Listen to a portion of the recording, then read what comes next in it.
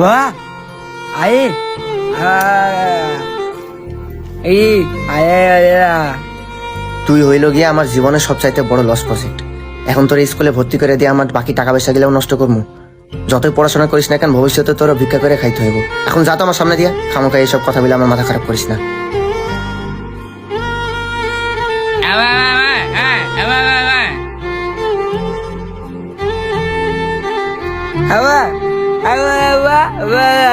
হ্যাঁ বেটা, এটা কি কি কস না কস বুঝা যায় না। ওর আঙ্গুল গানে কাটা রে, জানতো না।